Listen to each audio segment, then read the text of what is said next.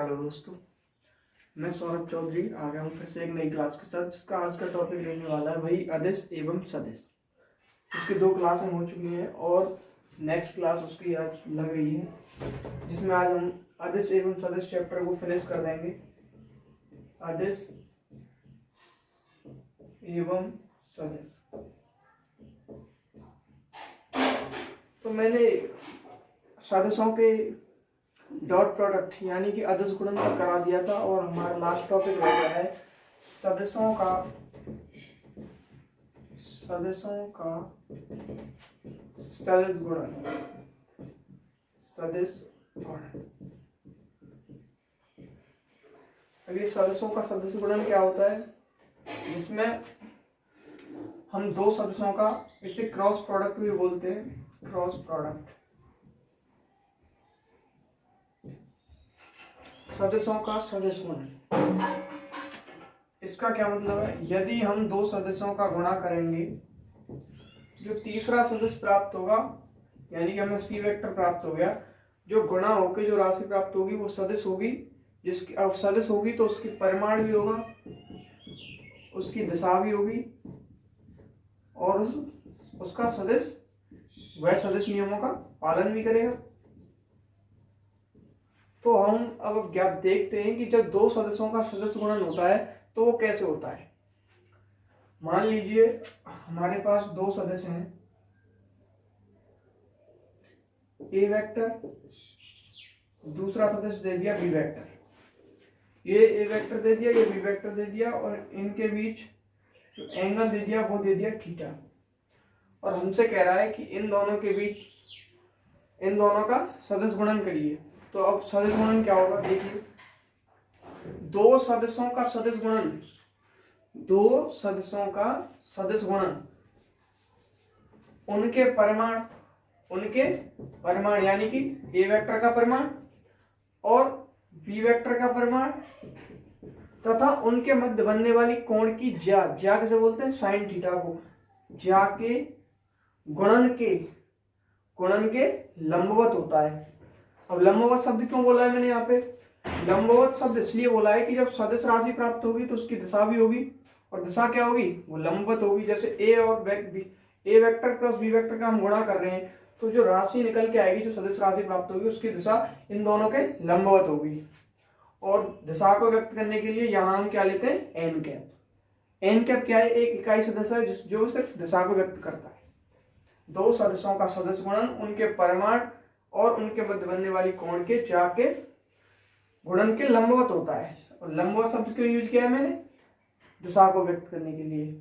क्योंकि आपको मैंने बताया था कि इकाई सदिश का उपयोग क्या है। इकाई सदिश का उपयोग ही यही है कि ये सिर्फ डायरेक्शन को डिनोट करता है। तो डिनोट करने के लिए हमने क्या ले लिया, एन कैप। अब चलो यहाँ तो आपको बता दिया कि A vector cross B vector direction क्या हो गई, ये हो गई इसके लंबवत। तो लंबवत एन कैप, ये ले ली हमने डायरेक्शन। अब वो हमसे कह दे कि आप यहां तक आपको समझ में आ गया होगा कि सदिशों का सदिश गुणन क्या होता है। अब वो ये डायरेक्शन तो आ गई ए वेक्टर क्रॉस बी वेक्टर के लिए। अब ऐसे ही कोई सवाल में आ जाए B vector cross A vector के लिए दिशा ज्ञात कीजिए, या फिर कोई भी सवाल आ जाए जिसमें आप दिशा ज्ञात करना होगा पर्टिकुलर, तो एक नियम था जिसकी सहायता से हम सदिशों का सदिश गुणन करके जो डायरेक्शन निकालने का एक नियम दिया था, उस नियम को हम यहाँ पे आपको बताएंगे। तो देखिए क्या नियम था वो।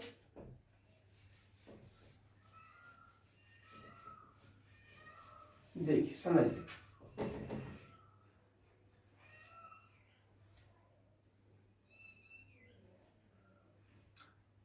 सदिशों के 2 सदिशों के सदिश गुणन में दिशा ज्ञात करने के लिए दाहिने हाथ का अंगूठा नियम दिया गया। अंगूठा नियम।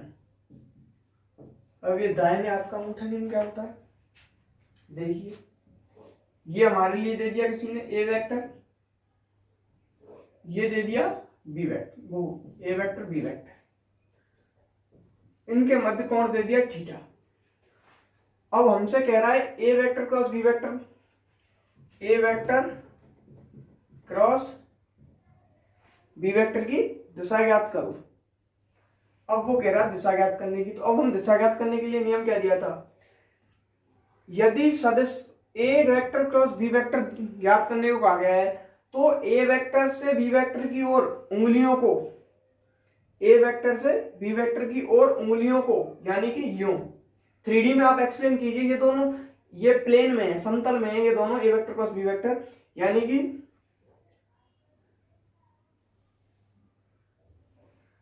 ये क्या है, ये कोई सदिश ए वेक्टर दे दिया, ये कोई बी वेक्टर दे दिया। तो अब आप नॉर्मल सी बात कीजिए कि अब मैं क्या बोल रहा हूं, उंगलियों को ए वेक्टर से बी वेक्टर की ओर यूं रखा जाएगा, तो इसकी दिशा क्या आएगी, ऊपर की ओर आएगी।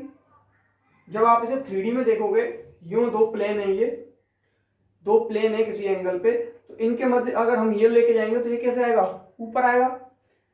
आप इसे बिल्कुल जैसे नीचे की ओर देखिए, आगे बिल्कुल प्लेन है। अब ए वेक्टर से बी वेक्टर पूछ रहा हूं मैं, तो इसकी दिशा क्या निकल के आएगी, ऊपर की ओर, यानी कि A vector cross B vector अगर हमें निकालना हो तो इसकी डायरेक्शन आएगी ऊपर की ओर, क्योंकि हमने कौन सा नियम लगाया, दाहिने हाथ का अंगूठा नियम, जिसका नियम क्या कहता है, जो अगर उंगलियों को ए वेक्टर से बी वेक्टर की ओर दिखाया जाए तो अंगूठा जो होगा, अंगूठा किसको डिनोट करेगा, उनके मध्य की, उनके परिणामी सदिश की दिशा को। तो दिशा क्या आएगी, एन कैप, उनके गुणन से प्राप्त जो सदिश प्राप्त होगा उसी को डिनोट करेगी। एक सेकंड,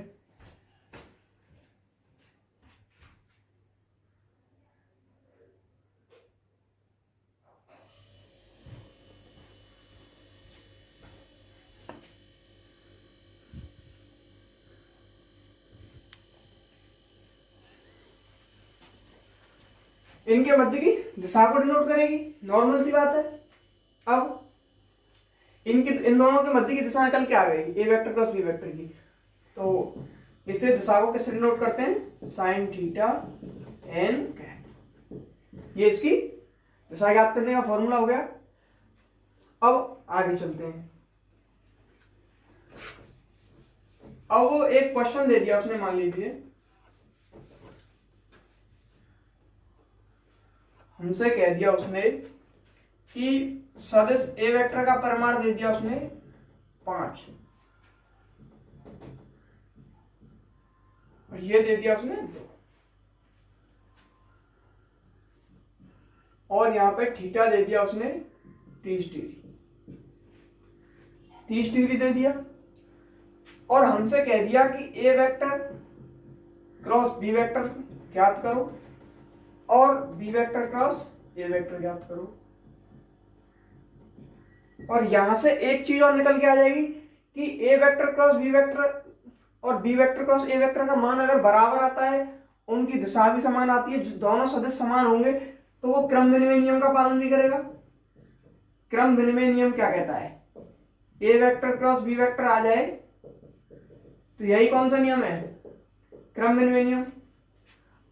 अगर ये पालन नहीं, अगर ये बराबर नहीं आएगा तो ये क्रम विनिमय नियम का पालन नहीं करेगा, आ गया तो वो कौन सा नियम का पालन करेगा, क्रम विनिमय नियम का। अब हम दोनों को एक साथ ही देख लेते हैं। देखिए ये दे दिया, तो सबसे पहले हम A vector cross B vector निकालेंगे, mod of A mod of B sine theta दे दिया, और यहाँ पे एन कैप, एन कैप क्या व्यक्त करेगा यहाँ पे, दिशा को। और ये हमने यहाँ पे कोई मान लिया ए वेक्टर और ये मान लिया बी वेक्टर, ये इनके मध्य एंगल। अब देखिए ए का मान क्या दे दिया उसने 5, बी का 2, और sine theta sine 30 degree, sine 30 degree का मान क्या होता है 1/2, ये दे दिया एन कैप। एन कैप, अब इससे ये क्लियर हो जाएगा, यहाँ क्या आएगा 5 एन कैप। अब एन कैप क्या दिशा, अब हम दिशा कैसे निकालेंगे, ए वेक्टर क्रॉस बी वेक्टर हो रहा है, A vector cross B vector, यानी कि ए से बी इस डायरेक्शन में जा रहे हैं, तो ये कौन सा आएगा ऊपर की ओर, तो ये 5 कितना आएगा ऊपर की ओर, यानी कि परिमाण 5 और दिशा क्या है ऊपर की ओर। अब हम निकालते हैं B vector cross A vector, B vector cross A vector, तो बी का परिमाण, ए का परिमाण, बी का परिमाण, ए का परिमाण, और साइन थीटा का मान क्या है 30 डिग्री, और एन कैप यहाँ भी ले लिया क्योंकि ये भी यहाँ पे दिशा को व्यक्त करेगा। तो बी का मान क्या है यहाँ पे 2, ए का 5 साइन 30 का मान आया 1/2 एन कैप, 2 से 2 कैंसिल आउट है 5 एन कैप।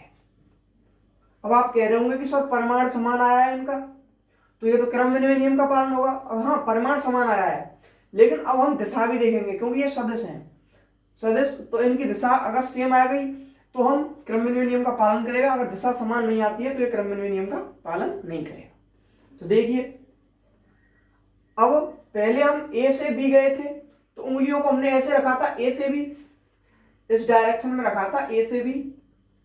अब हमसे कह रहा है वो बी से ए, यानी कि हमें सीधे हाथ को इधर से लेके आना है। देखिए मैं बताता हूं, उंगलियों को इस डायरेक्शन में करना है, इस डायरेक्शन में। तो देखिए B vector cross A vector, और ये अगर ये प्लेन में होता तो दिशा क्या आती नीचे की ओर। बी से ये बोल रहा है तो हम इसे कैसे करेंगे बी से ए की ओर, तो दिशा क्या आएगी नीचे की ओर। तो इसकी दिशा क्या आ गई नीचे, यानी कि दोनों की दिशा कैसी है अलग अलग है, दोनों की दिशा अलग अलग है। तो ये दोनों क्या है बराबर नहीं आएंगे, इनके मान आ गए 5 5, इसकी दिशा ऊपर की ओर, इसकी दिशा नीचे की ओर। अब हम इन्हें बराबर नहीं कह सकते क्योंकि दोनों की दिशाएं अलग अलग है। इससे निष्कर्ष क्या निकल के आता है कि ये जो होता है सदिशों का सदिश गुणन जो होता है इसमें ये क्रमविनिमय नियम का पालन नहीं करता है, यानी कि A vector cross B vector does not equal to B vector cross A vector. आप इसे एक्सप्लेन कर सकते हैं क्योंकि दोनों की दिशा अलग अलग आ रही, आसानी से समझ सकते हैं आप। अब नेक्स्ट आगे चलते हैं।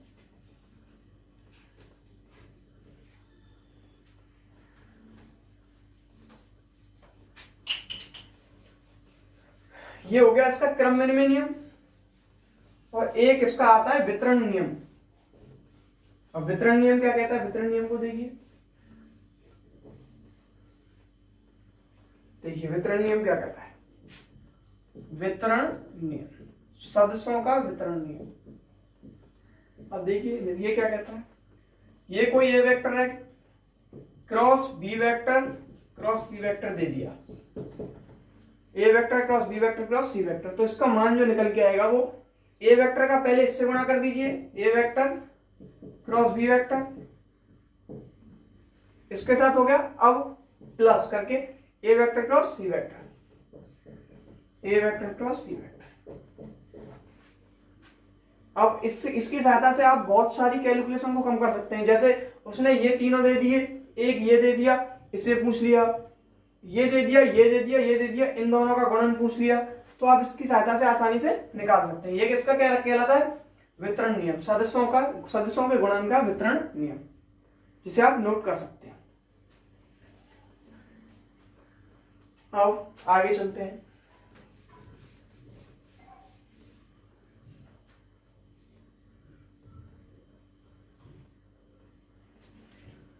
लंबवत इकाई सदिशों का सदिश गुणन, सदिश गुणन। लंबवत इकाई सदिशों का सदिश गुणन। अब लंबवत इकाई सदिश क्या होते हैं, एक्स डायरेक्शन, वाई जेड। तो एक्स की डायरेक्शन में क्या लेते हैं, आई कैप, वाई की डायरेक्शन में जे कैप, और एक्स जेड की डायरेक्शन में के कैप। अब हमें क्या निकालना है, इनके मध्य सदिश गुणन निकालना है। तो सबसे पहले हम किसके मध्य निकालेंगे, आई कैप क्रॉस जे कैप। तो आई पहले हम इनका समान के साथ निकाल लेते हैं। देखिए पहले हमें बोल दे आई कैप का आई कैप के समान सापेक्ष कर लेते हैं। तो देखिए ये का फॉर्मूला लगाते हैं हम, आई का परिमाण इंटू आई का परिमाण साइन थीटा। अब देखिए आई का आई की डायरेक्शन, आई दोनों सेम डायरेक्शन में, तो इनके मध्य कोण जो बनेगा क्या बनेगा, 0 डिग्री एन कैप, यानी कि इन दोनों का जो गुणा आएगा वो क्या आएगा 0। ऐसे ही हम जे का जे से निकालेंगे, के से के का के से निकालेंगे, तो वो क्या आएगा हमारे पास 0 ही आएगा, 0 ही निकल के आएगा। नॉर्मल सी बात है, आप समझ गए होंगे, 0 से 0 निकल के आ गया। यानी कि अगर हम समान सदिशों का गुणा आपस में करें तो उनका मान क्या आएगा 0। ऐसे ही हम अगर A vector cross A vector करें क्रॉस, तो mod of A mod of B mod of A sorry B की जगह ए है तो साइन थीटा। अब इनकी डायरेक्शन समान है तो एंगल क्या हो जाएगा 0 डिग्री, 0 डिग्री एंगल होने के साथ ही इसका जो सदिश गुणन आएगा वो आएगा 0। ऐसे ही समान सदिशों का सदिश गुणन करेंगे तो उसका मान कितना आएगा 0 शून्य। डायरेक्ट क्वेश्चन लिखा जा सकता है कि समान सदिशों का समान सदिश गुणन करने पर मान प्राप्त होगा। ऑप्शन दे रखेंगे उसमें आंसर होगा 0। देखिए ये हो गया समान का समान के साथ। अब मैं बोल दूं कि आई वेक्टर क्रॉस जे वेक्टर निकालो, तो फॉर्मूला क्या लगेगा, आई वेक्टर का परिमाण जे वेक्टर का परिमाण साइन थीटा। अब थीटा क्या है, ये दोनों आपस में लंबवत है तो एंगल क्या हो जाएगा 90 डिग्री। और डायरेक्शन के लिए एन कैप, इनका परिमाण क्या होगा, इकाई सदिश का परिमाण 1 होता है तो ये 1 इंटू साइन 90 का मान 1। अब एन कैप डायरेक्शन किससे निकालेंगे, वही डायरेक्शन कैसे निकालते हैं, आई से जे की तरफ, यानी कि उंगलियां क्या जाएंगी हमारी आई से जे की तरफ, और ये क्या होगा लंबवत होगा, यानी कि ये लंबवत होगा एन कैप, और एन इनके लंबवत जो लंबवत होगा ये 3D में वो क्या होगा के कैप।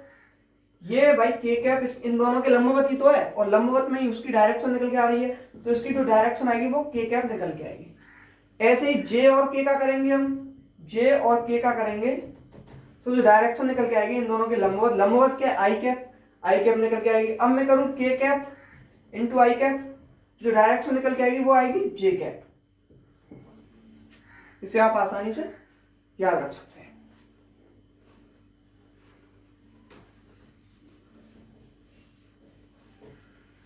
अब हम इसके क्वेश्चन देखते हैं, बहुत ही इंपॉर्टेंट एंड जबरदस्त क्वेश्चन।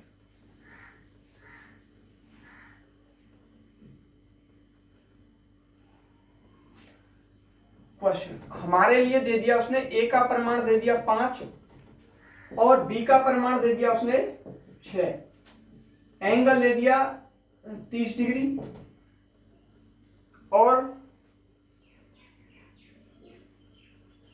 ये क्वेश्चन तो मैं करा चुका हूं सॉरी, और ए वेक्टर क्रॉस बी वेक्टर दे दिया उसने मान लो 50, इसका परिमाण दे दिया इसका दे दिया और इन दोनों के गुणन का परिमाण दे दिया। तो और अब हमसे पूछ रहा है वो कि इनके बीच का कोण ज्ञात करो, कोण ज्ञात करो। ऑप्शन दे दिए उसने, थीटा का मान निकालना है उसने, ऑप्शन दे दिया मान लो 30 degree 45 degree C 150 degree, option number D दे दिया ए व सी दोनों, अब ये दे दिया। अब हम आप इसे कैसे करेंगे, तो हमें पता है A vector cross B vector कैसे निकालते हैं हम, A vector cross B vector कैसे निकालते हैं, mod of A mod of B sine theta n cap. अब इसने दे रखा है इसका परिमाण तो हम दोनों तरफ मॉड लगा देंगे, दोनों तरफ मॉड लगा देंगे तो इसका मान दे रखा है उसने 15, मॉड ऑफ ए का मान 5 और मॉड ऑफ ए का दोबारा मॉड करेंगे तो मान क्या आएगा वही 5, ऐसे बी का करेंगे तो वही 6 आएगा। साइन थीटा हमें निकालना है तो इसका मॉड साइन थीटा ही आएगा। एन कैप क्या है, इकाई सदिश है, इकाई सदिश का जो मॉड परिमाण जो होता है वो क्या होता है 1, तो इसका क्या मान हो जाएगा 1, यानी कि 15 इक्वल टू 30 साइन थीटा। यहां से साइन थीटा कितना आ जाएगा 1/2, और 1/2 कब होता है 30 डिग्री होने पर, यानी कि साइन 30 डिग्री पे। तो ये ऑप्शन नंबर एक करेक्ट आंसर हो जाएगा। अब थोड़ा दिमाग और लगाइए, ऑप्शन नंबर 150 भी सही है, तो इसे कैसे सही करेंगे, देखिए हम इसे क्या लिख सकते हैं, साइन 180 माइनस थीटा। अगर हम इसकी जगह पे साइन 180 माइनस थीटा करें तो भी क्या आएगा हमारे पास, साइन थीटा ही आएगा, साइन थीटा ही निकल के आएगा। यानी कि आप इस जगह सॉरी आप यहाँ पे देखो ये आ गया हमारा 30 डिग्री मान।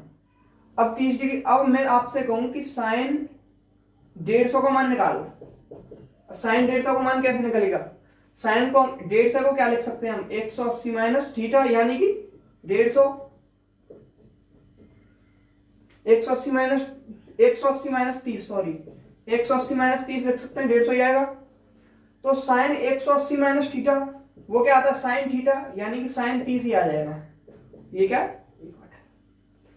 तो इसका मान क्या आएगा? 1/2। तो यानी कि sine theta theta equal to 30 degree भी सही है और ये 150 डिग्री भी सही है। तो ऑप्शन नंबर ए भी सही हो जाएगा, बी भी सही हो जाएगा। तो कुल मिला के ये ए व बी सी दोनों सही हो जाएंगे। अब देखिए एक और क्वेश्चन देखते हैं और उसी क्वेश्चन के साथ इस टॉपिक का समापन कर देंगे और इसके क्वेश्चन बहुत जल्दी अपलोड कर दिए जाएंगे।